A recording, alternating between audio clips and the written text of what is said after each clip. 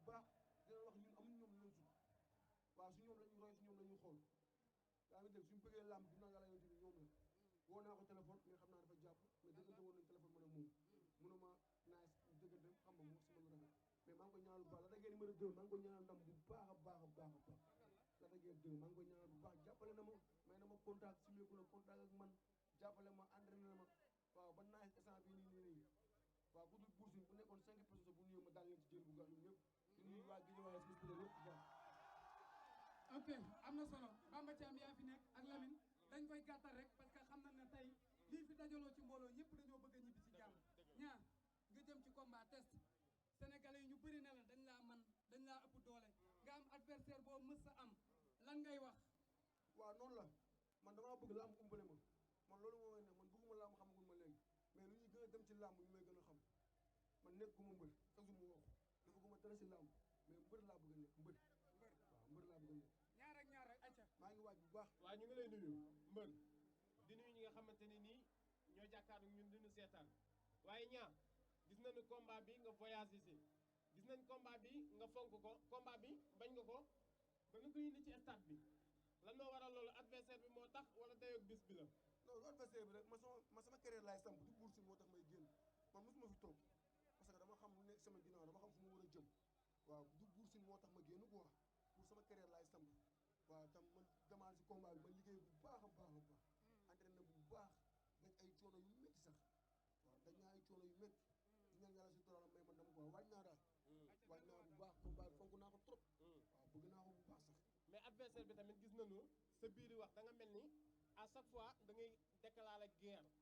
mu mel ni am na loo xamante ne nii da nga koo dencal wala. waaw boursin dafa am xeex ak moom jëflante parce que nee naa la àdduna loo gis dafa am app sama heure xeex bu waree génn rek day génn heure bëre bi moo waroon a génn na mais làmb xeex la adversaire bu mu ko dee xeex dañuy taxaw xeex boursin gën a gudd ay loxo taxaw samp jaaga taxaw samp jaaga ak moom waaw ok ba ñu ma si arro ba ñu ma si dara ba ñu ma si sax dee waa Guédiawaye na ma lañ ma sas incha allah si kattanu yàlla dinaa ko indi ayca Lamine min na Guédiawaye loolu bëree na fekk ay champion yu nekk yaakaar naa ne defe tam bëri fi nga gis ko mook Eumeu Sène Junior nga gis ko mook Fils de Balla ak Bolo mbër yi gën a rëy si Guédiawaye nekk ay espoir am na ñum ci freiné est-ce que xam nga combat bi nga jëm dimanche waaw lamb la rek yàlla moo fi may ndam may ko fi ndam lamb moom boo rek daan da ngay daan mais dama ne la muur ànd combat bi waaj naa ànd naa suma ay mag ñoom dund te nañ ma si code fayal ma ay coach entraîné ma teg ma ci yoon ku gisoon Niang Bou Ndaw bii ak Niang Bou Ndaw bi nga xamante ne am na différence bu bëri kon combat bi amul lenn lu ma ci sóoraale amul lenn lu ma ci xalaat di ñaan yàlla suñu borom suturaal may ma ndam amul lenn lu may sóor si boursin du lenn du dara dañu gis nga dugg ci làmb 2017 ba tey progressé bii nga xamante bi ni am na ci yow ba ñëpp di ko wax est-ce que du handicapé Niang Bou Ndaw ba li mu bëgg a def mu def ko poids bi ban poids ana poids bi tollu noo mën sa def noo tollu macha allah poids bi soo gisee ma yokk man liggéeykat laa su ma liggéeyee su ma dajee ay coono man day wàcc man jobkat laa man xamoon naa ne su ma ñëwee du ma jël poids mën naa ko jël parce que li may dama ko ñemee dama ko bëgg li may daj boursin ko dajee day feebar day tooy wax laa la wax parce que man kon Ibra Fall su ko dajee feebar xeexa ko gënal dem kaay ñu lekk de loolu lépp garaawul ku mën sa morom na waaye na ray si biir géew ñi ma ngaa dëgg sa bopp am njaay joxal jóob gisoo lu topp sama ginnaaw waaw man jumte waruma 15 bologu bee laa jënd 15 benn bologu bee 300 000 la daa fu ma war dem ci làmb du boursin moo may téye incha allah mais moom nee na fee nga koy yebee liggéey naa moo tax nga gis lii tey liggéey bu ñu gis si man moo tax ñu topp ma ak jom ak fulaa fayda bu ñu gis si man loolu laa leen wan chaque jour mais lii nga jàkkaarlool mel ni màggal gu jeex ba nit ñi ñibbi lii nga jàkkaarlool nii tey yëg-yëg bi lan la yëg-yëg bi nag damay kontaan ci ñoom rek di leen gën a jox seen wàccuwaay di leen wax ni sant naa leen bu baax a baax a baax xamul tax lii nii man si sëb mënu ma jaaxal damaa yàgg a nekk xale 2017 di dem Gambie man kese di fa nekk di entraîné man kese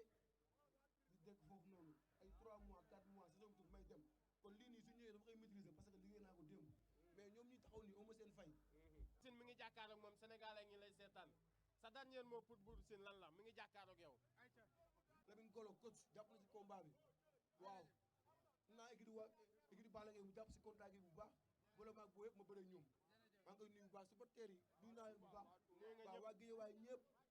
waaw waa Thiel ba waa Koñ ba waa Gounass Diop Pison waaw waa Pikine